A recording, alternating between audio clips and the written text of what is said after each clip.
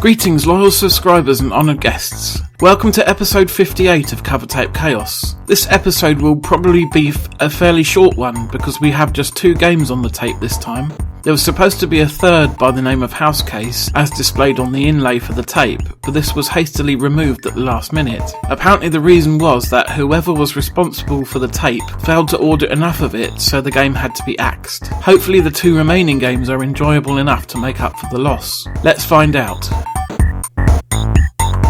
So our solitary offering on side A this time is a game by the name of Trashman.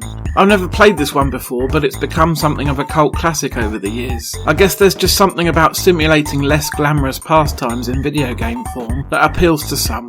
See also Mowing the Lawn in Hoverbother and Paperboy. Anyway, as you may have guessed from this title, your job is to control the titular Trashman, more commonly known as a bin man in the UK, collecting the target amount of refuse from that particular street within a very strict time limit.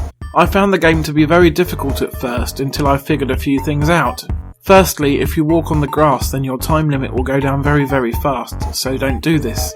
If you avoid taking a single step on the grass, then on the way back to the garbage truck, the owner of the house will pop out and ask if you want to pop in and look at their TV or their new Commodore 64 or other things, which will add a bit more time to your limit. This is vital as you won't have enough time without it. Even then, you still have to move quite quickly.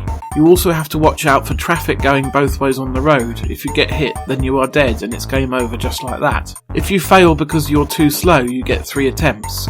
There are also cyclists on the footpaths and dogs that will come out and hassle you sometimes, just to make your life even more difficult. It did take me a few goes to get used to things, but after I did, I had a lot of fun playing Trashman. The graphics are rather simple, but this is a 1984 game, so we can't really expect anything too fancy from it. Likewise, the sound is fairly basic, but the rendition of My Old Man's a Dustman is quite charming. Overall, I can recommend that you give this one a go.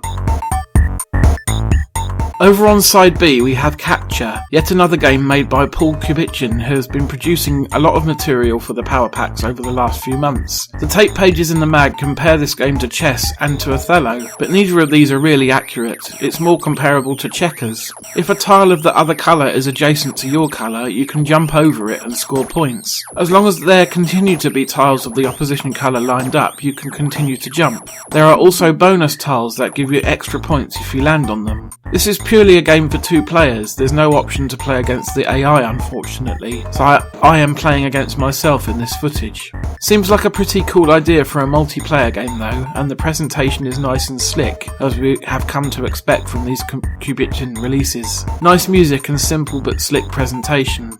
Give it a go next time if you have a friend round for some retro gaming. So that's your lot.